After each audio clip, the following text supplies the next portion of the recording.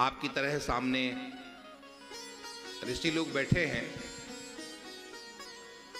88,000 ऋषि बैठे हैं, 2-4 ऋषि नहीं, 100-200 ऋषि नहीं, 88,000 ऋषि सामने बैठे हैं। और इसी तरह से सूत जी उच्चासन पर बैठे हैं और यहाँ से फिर प्रवचन प्रारंभ करते हैं सूत जी महाराज। लेकिन पहले अपने गुरु को स्मरण किया है, सर्वप्रथम सुखदेव जी को प्रणाम किया है, क्योंकि गुरु कृपा से ही सब कुछ मिलता है।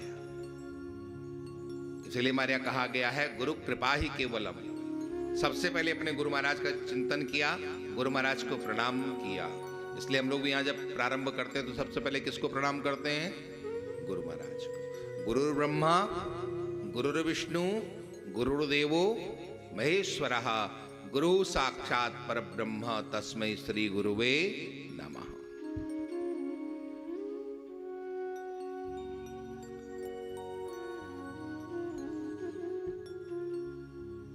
गुरु महाराज को प्रणाम किया, नारायण को प्रणाम किया, देवी सरस्वती को प्रणाम किया, व्यास जी को प्रणाम किया और उसके बाद जवाब देना प्रारंभ किया।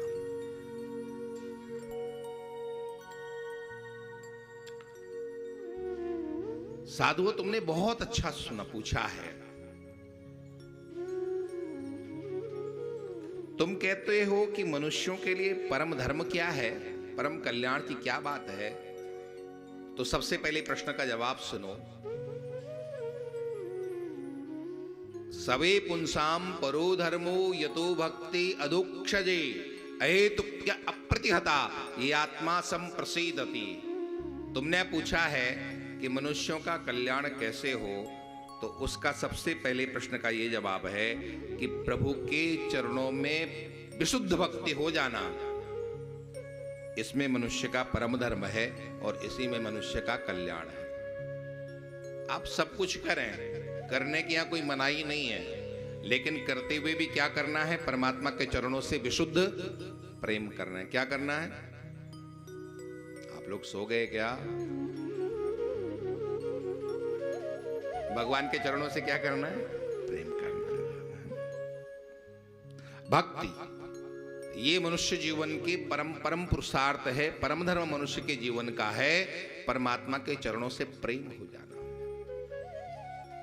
परमात्मा के चरणों से प्रेम कैसा होगा? कैसे आपका परमात्मा के चरणों से प्रेम हो सकता है? हम 3 काम करेंगे।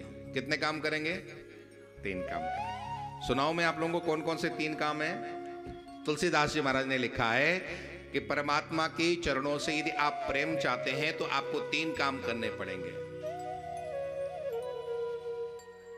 प्रीति राम सो नीति पथ चलिए राग रस जीत। सबसे पहले काम करना, भगवान के चरणों से प्रेम करने का प्रयास करना कि हमारा प्रेम परमात्मा के चरणों से बना रहे। ये पहला काम। और दूसरा काम है नीति पथ। हमारा जो पथ हो वो नीति का भी हो, अनीति का ना हो। यदि हमारा पथ अनीति का होगा तो भगवान नाम लेने का कोई बहुत ज्यादा फायदा नहीं होगा। आप लोगों को बात समझ में आ रही कि नहीं आ रही? आ रही है ना?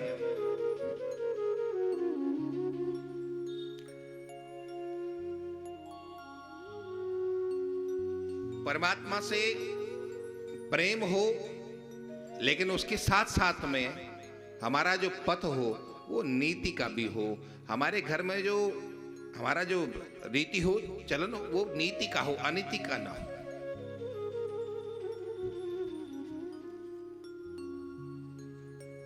राम नाम की औषधि खरी नियत से खाए। हमारे यहाँ संतों ने लिखा है राम नाम की औषधि खरी नियत से खाए, अंग रोग व्यापे नहीं महारोग मिट जाए। अगर आप राम नाम की औषधि को खरी नियत से, मतलब आपकी नीति ठीक है जीवन में, आपकी नियत में कोई खोट नहीं है, आप विशुद्ध हैं अंदर से, तो जब आप राम नाम की औषधि खाओगे, राम नाम बोलोगे, तो आपके जीवन के समस्त रोग समाप्त हो जाएंगे और कोई भी आपको फिर महारोग मिट जाए। महारोग क्या है? ये बार बार हम लोग इस दुनिया में जो आते हैं, यहाँ से चले जाते हैं, बार बार जन्मना और बार बार मरना, हमारा जो ये महारोग है, ये महारोग मिट जाता है। महारोग मिट जाए, खरी नियत से खाए। नीति का होना चाहिए हमारे जीवन में और यदि नीति का नहीं होता है तो बहुत गड़बड़ हो जाता है। इसलिए हमारा जीवन वो अनीति का ना हो, नीति का हो। और चलिए राग रस जी, तीसरी बात है कि थोड़ा सा हम दुनिया से अलग होना भी सीखें। अभी तक हम पूरी दुनिया में सने हुए हैं, थोड़ा दुनिया से हम अलग रहना सीखें। मैं उदाहरण दूं दुनिया से अलग कैसे रहा जाता है, सुनना चाहेंगे आप लोग? एक बहुत पुराना भजन है, मैं जग में रहूं तो ऐसे रहूं जैसे जल में कमल का फूल रहे। कमल का फूल कहां पैदा होता है? कीचड़ में होता है ना, लेकिन उसके ऊपर कीचड़ का कोई प्रभाव होता है? कितना प्यारा लगता है, कितना शुद्ध लगता है, नहीं लगता है? और पैदा कहां से होता है? जल से, कीचड़ से होता है। कीचड़ से पैदा होने के बाद भी कितना सुंदर वो कमल लगता है कि भगवान को बहुत प्रिय है। भगवान की वहां पर भगवान का वर्णन, भगवान की उपमा कमल से दी गई है।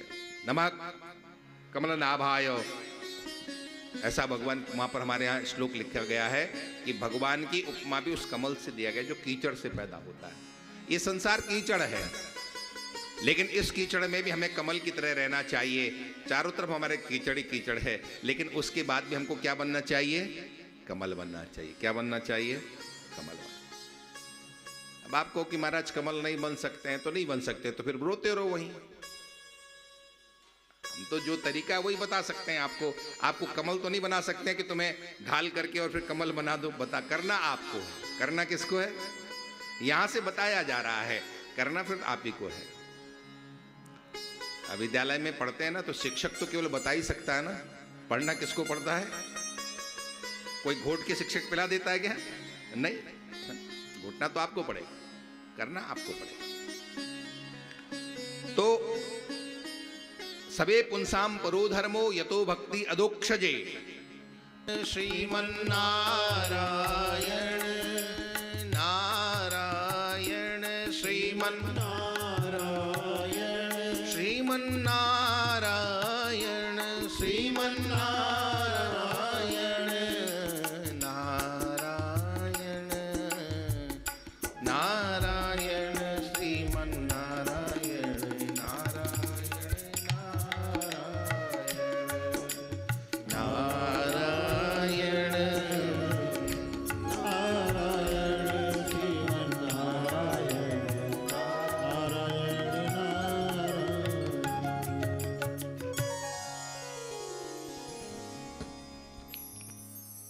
ऋषियों ने पूछा परम धर्म क्या है? तो यहां पर सूर्य जी जवाब दे रहे हैं, सबे पुंसाम परो धर्मो यदो भक्ति अदोक्षजे। परमात्मा के चरणों में प्रेम उत्पन्न हो जाना, ये परम धर्म है।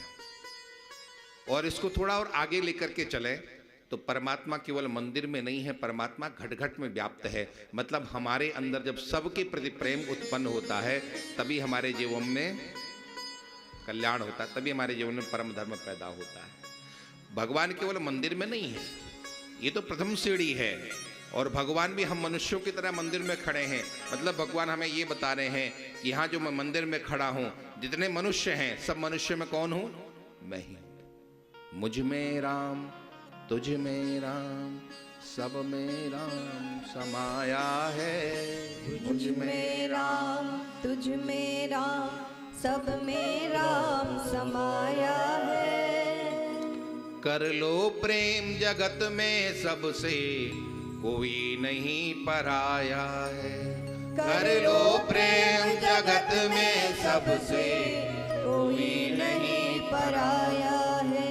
बोलो राम, बोलो राम, बोलो राम राम राम, बोलो राम, बोलो राम, बोलो राम राम राम। मुझ में राम, तुझ में राम, सब में राम समाया है। मुझ में राम, तुझ में राम, सब में राम समाया है। कर लो प्रेम जगत में सबसे, कोई नहीं पराया है। कर लो सबसे कोई नहीं पराया है। बोलो राम, बोलो राम, बोलो राम राम राम। बोलो राम, बोलो राम, बोलो राम राम राम। सब में प्रेम उत्पन्न हो जाना यही परम धर्म है। परमात्मा केवल मंदिर में नहीं, परमात्मा के चरणों में प्रेम उत्पन्न हो जाना यही धर्म है। लेकिन केवल परमात्मा मंदिर में नहीं है, वो सर्वत्र परमात्मा है। इसलिए द्वाबा तुलसी ने लिखा था, श्री राममय सब जग जानी, करो प्रणाम जोरि जुग पानी। हमारे अथर्ववेद में एक ऋषियों की प्रार्थना है। हमारा ऋषि, वेद का ऋषि परमात्मा से प्रार्थना करता है, हे परमात्मा, याश्च पश्यामि याश्च न तेषु मां सुमतिं कृधि। हे परमात्मा, ऐसी कृपा करिए जिससे मैं मनुष्य मात्र के प्रति, चाहे मैं उसे जानता हूं या न जानता हूं, उन सब में सद्भाव में रख सकूं। ऐसी आप मुझ पर कृपा करें। याश्च पश्यामि याश्च न तेषु मां सुमतिं कृधि। हे परमात्मा, मैं किसी को जानूं या न जानूं, सबसे मेरा प्रेम रहे। रहने दो, रहने दो, चलने दो।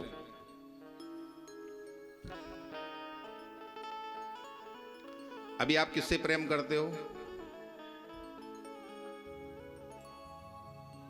बान किशोर जी, अभी किससे प्रेम करते हो?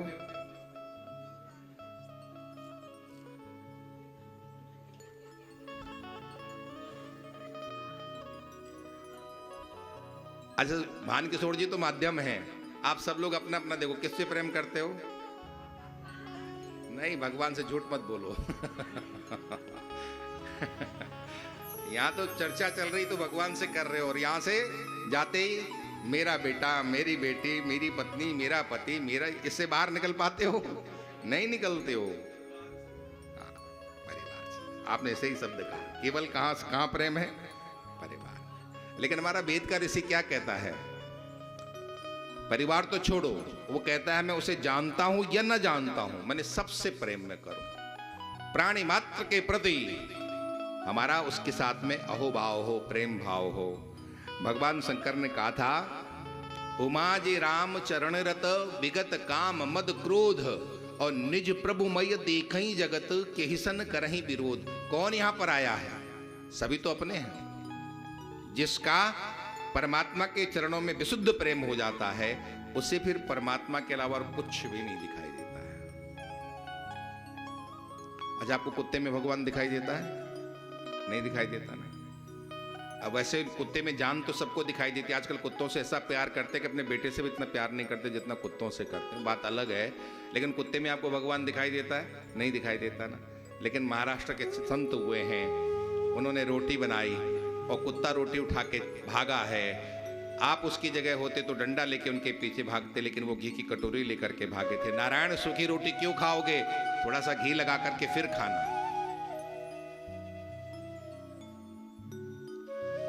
नारायण संसार में सबसे मिलिए धाय, ना जाने किस रूप में नारायण मिल जाए।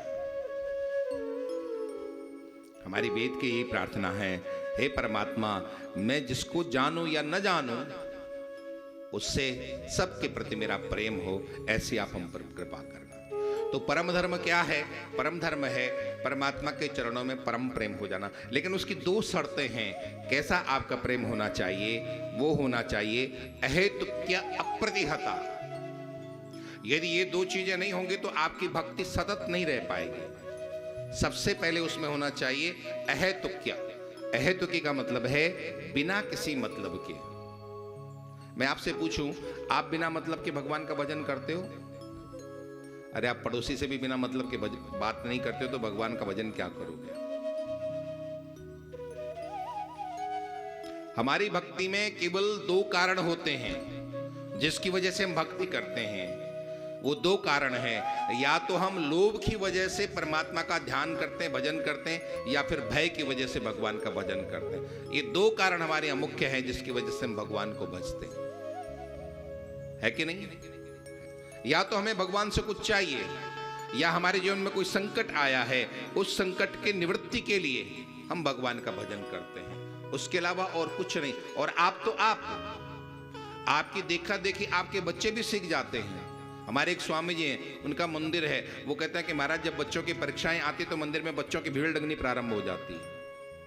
क्यों? भगवान परीक्षा में पास कर देना। परीक्षा का संकट आया ना, तो वो सीखा उन्होंने कहां से? आप ही सीखा है कि जब संकट आता तभी आप भगवान को याद करते हो कि भगवान हे राम बचाना, हे राम बचाना। उन्होंने सोचा कि राम जी संकट से बचाते हैं, परीक्षा आ रही है, संकट आया तो राम जी हमको बचाएंगे। हमारी भक्ति या तो लोभ की वजह से होती है या फिर भय की वजह से होती है। नहीं, परमात्मा की भक्ति न लोभ से हो न भय से हो। परमात्मा की भक्ति सहज हो। कैसी हो परमात्मा की भक्ति? सहज हो। लोभ से भक्ति करोगे तो जब आपको प्राप्त हो जाएगा आप भगवान को भूल जाओगे। भय से भगवान का भजन करोगे तो आपका भय समाप्त हो जाएगा, तब भी आप भगवान को भूल जाओगे। बहुत पुरानी बात है, एक उपग्रह ऊपर से गिरने वाला था ना, बहुत पुरानी 40-50 साल पुरानी बात है। उपग्रह ऊपर से गिरने वाला था और जहां गिरेगा कोई पता नहीं था कि कहां गिरने वाला है। तो कहते हैं कि गांव-गांव में कीर्तन शुरू हो गया और ज्यों ही वैज्ञानिकों ने घोषणा की कि हमने उसको समुद्र में गिरा दिया, अब कोई खतरा नहीं है, सब कीर्तन बंद हो गए। आप लोगों ने सुना ना, बहुत पुरानी बात है, 40-50, स्काई लैब। हाँ, स्काई लैब गिरने वाला था। वैज्ञानिकों ने कहा कि वो कहीं पर भी गिरेगा और जहां गिरेगा वो सब कुछ समाप्त कर देगा, बहुत भयंकर नुकसान होगा। तो पूरे गांव-गांव में सब जगह कीर्तन शुरू हो गए और जो ही वैज्ञानिकों ने घोषणा की कि अब वो खतरा टल गया है, सब जगह कीर्तन भजन ठप्प हो गए। अब तो खतरा टल गया ना। आप यदि लोभ से या भय से भगवान का भजन करोगे तो आपके उस हेतु का समापन होते आप भगवान का भजन छोड़ दोगे। एक आदमी नाव में जा रहा था समुद्र में, तूफान आया तो उसकी नाव पलट गई। अब समुद्र में तूफान, नाव पलटने का मतलब मृत्यु है। तो उसने भगवान से प्रार्थना की, भगवान मुझे बचा लो और आप जो ही मैं बच जाऊंगा तो मैं आपके मंदिर में 21 किलो लड्डू चढ़ाऊंगा। और देवयोग ऐसा हुआ कि एक फिर लहर आई और उसने लाकर इसको किनारे में डाल दिया। और जो ही वो किनारे में आया, सोचा कि अब तो मैं बच गया, ऊपर देख करके हंस के कहने लगा, हाँ हाँ, कहाँ का लड्डू, कैसा लड्डू, मतलब अब मैं नहीं देने वाला हूं। और फिर एक लहर आई, फिर उसको लेके गई। उसने सोचा ये तो गड़बड़ हो गया, अरे भगवान आप तो बुरा मान गए, मैं तो कह रहा था कि काय का लड्डू, बूंदी का या बेसन का। आपको कौन सा लड्डू चाहिए? मैं को ये तो नहीं कह रहा था कि नहीं दूंगा मैं आपको। भगवान का भजन कैसा होना चाहिए? अहेतु की सहज होना चाहिए, न कोई मांग न कोई भय। परमात्मा मैं तेरा हूं, तू मेरा है बस। तुम ही हो माता पिता, तुम ही हो बंधु सखा। गाड़ी में एक स्टेपनी रखी हुई होती है ना, स्टेपनी किस लिए रखी होती है? कि गाड़ी पंचर हो जाए तो हम लगा सकें। आजकल आप लोगों ने भगवान को भी स्टेपनी बनाया हुआ है। जब आपके जीवन की गाड़ी पंचर होती है तो फिर आप भगवान को याद करते हो। नहीं, भगवान को आप स्पेयर व्हील न बनाओ, आप तो भगवान को स्टीयरिंग व्हील बनाओ। भगवान के हाथों में अपने जीवन की गाड़ी सौंप दो। परमात्मा तुम्हें मेरे सब कुछ हो।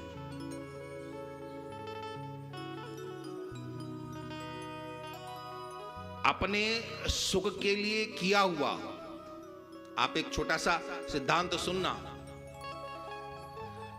आपको पता है रावण ने कितनी आराधना की थी? पता है आपको? कितनी भयंकर आराधना रावण ने की थी। लेकिन तब भी इतनी आराधना करने के बाद भी रावण को हम अच्छा कहते हैं? रावण को राक्षस कहा जाता है। क्या कहा जाता है रावण को? क्यों? क्योंकि उसकी आराधना में शक्ति प्राप्त करके और फिर उस शक्ति का दुरुपयोग करने का, मतलब हमें मिल जाए, केवल स्वार्थ के लिए उसने आराधना की थी। तो हमारे यहाँ सिद्धांत कहा गया है कि अपने सुख के लिए किया गया जप तप दान भजन, वो सब राक्षसी है। भगवान का भजन करो तो केवल भगवान का बन करके भगवान के लिए भगवान का भजन करो।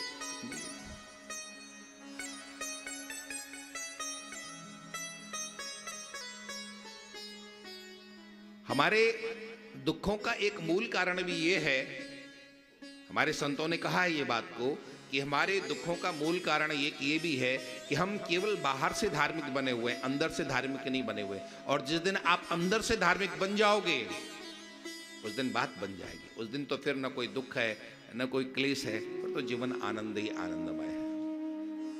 हमारे दुखों का यही मूल कारण है कि हम वास्तव में धार्मिक बाहर से बने हुए हैं। हमारा सब कुछ बाहर ही बाहर है, अंदर से हम धार्मिक नहीं है। अंदर से तो न जाने हम क्या क्या है। एक बार हम परमात्मा के बन जाएं। देखो, धन आएगा, धन मिलेगा, तो कोई गारंटी नहीं है कि आपको सुख मिल ही जाएगा। सुख के लिए हम सब धन और धनोपार्जन करते हैं कि धन आएगा तो ये होगा, वो होगा, सब कुछ अच्छा हो जाएगा, लेकिन उसकी कोई गारंटी नहीं होती है। धन आते ही सुख होगा, इसकी कोई गारंटी नहीं है, लेकिन धर्म आते ही जीवन सुखमय बनेगा, इसकी पूरी गारंटी है। तो जीवन में क्या धारण करना चाहिए? धर्म धारण जीवन में करना। और एक बार जीवन में धर्म आ गया आपको, तो फिर कहना ही क्या है। एक छोटी सी बात हम लोग सुनेंगे और समझेंगे। जो परमात्मा को दिल देते हैं, क्या देते हैं? जो परमात्मा को दिल देते हैं, परमात्मा उसे फिर दिल से देते हैं। आप लोग बोलोगे ये बात? थोड़ा बोलिए। जो परमात्मा को दिल देते हैं, सब लोग नहीं बोल रहे हो, थोड़ा सा नींद खुल जाएगी, बोलिए। श्री वृंदावन बिहारी लाल की जय। जो परमात्मा को दिल देते हैं, फिर परमात्मा उसे दिल से देते हैं। ठीक है, तो ये सौदा अच्छा है कि नहीं? अच्छा है। आप सब लोग बनिया हो तो ये सौदा तो आपको अच्छा लगेगा ही लगेगा। श्री वृंदावन बिहारी लाल की जय। भरत जी ने क्या मांगा था भगवान से? देखिए, भरत जी राम जी के छोटे भाई, राम जी को जब लेने के लिए चित्रकूट जा रहे थे, तो बीच में प्रयाग पड़ा, तीर्थराज प्रयाग पड़ा। और तीर्थराज प्रयाग सब कुछ देने वाला है। जब उनकी पूजा कर रहे थे तो क्या मांगा उन्होंने? प्रयाग ने कहा था, क्या चाहिए आपको? जो चाहिए मैं आपको दे दूं। तो फिर तीर्थराज प्रयाग से उन्होंने मांगा था, क्या मांगा? सीताराम चरण रति मोरे, सीता चरण रति मोरे, अनुदिन बढ़हु अनुग्रह तो, अनुदिन बढ़हु अनुग्रह तो रे। सीताराम चरण रति मोरे, सीताराम चरण रति मोरे, अनुदिन बढ़हु अनुग्रह तो रे, अनुदिन बढ़हु अनुग्रह तो रे। मांगहु भीख त्याग निज धर्म, मांगहु भीख त्याग निज धर्म, आरत काह न करई कुकर्म, आरत काह कर्म। सीताराम चरण रति मोरे, सीताराम चरण रति मोरे। भरत जी ने मांगा था कि ठाकुर, हे तीर्थराज प्रयाग, राम जी के चरणों में मेरा ये अनन्य प्रेम हो, इसके अलावा कुछ भी नहीं चाहिए। भगवान शंकराचार्य वो प्रार्थना करते मां भगवती से न मोक्षस्याकांक्षा भव विभव वांक्षा पिचन में न विज्ञानापेक्षा सस्य मुखि सुखिक्षा न पुनः अतस्त्वाम संयाचे जननी जननम यातु ममुवे मृणानि रुद्राणि शिव शिव भवानी तिजपतः। माँ कुछ भी नहीं चाहिए, बस मैं भगवान शंकर का सतत नाम लेता रहूं, इसके अलावा हमें कुछ भी नहीं चाहिए। न मोक्ष चाहिए, न संसार चाहिए, न परिवार चाहिए, कुछ भी नहीं चाहिए।